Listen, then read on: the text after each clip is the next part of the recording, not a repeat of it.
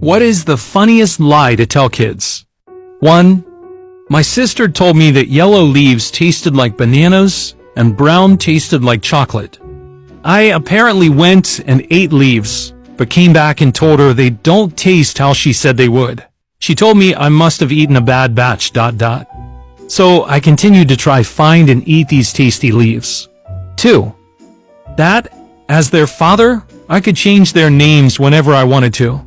One time one pretended to get on the phone with the Arizona name registry and rename my 2 kids Snargle and Gorf because they kept misbehaving. They were bawling.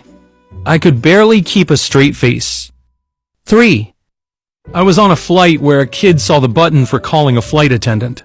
Didn't know what it was, but clearly was thinking about pressing it, and so asked his dad what it did.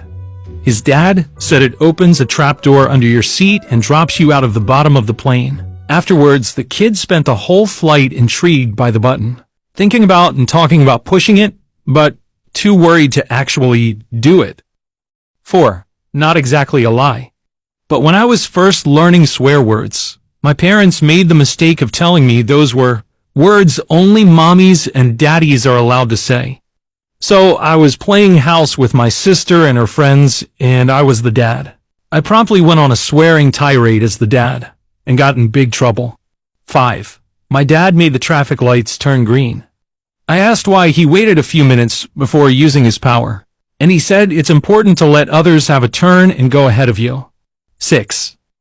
When me and my brothers were kids and complained about something, my dad would go to the phone and say, "Hello? Complaint department," and describe our grievance. He said the complaint department for everybody was in Calgary and was run by someone called Chief Awakanoke, and he was getting tired of our complaints.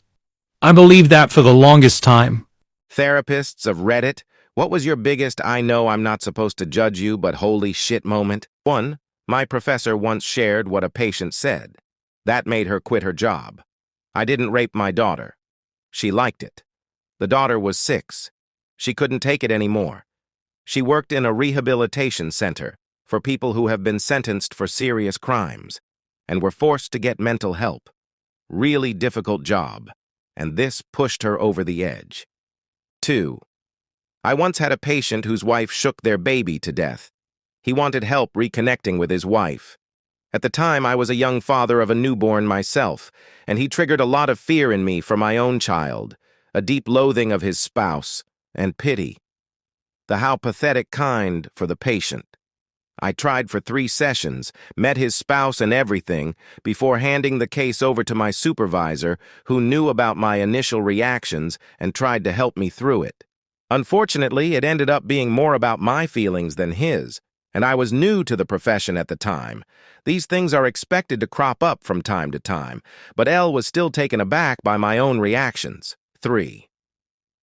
When I was underage, I got caught with a drink on Bourbon Street and got a minor in possession. I was telling my therapist about it and said that the police caught me with a hand grenade in New Orleans. He didn't realize that a hand grenade was a type of drink, and it was funny to watch him try to process that.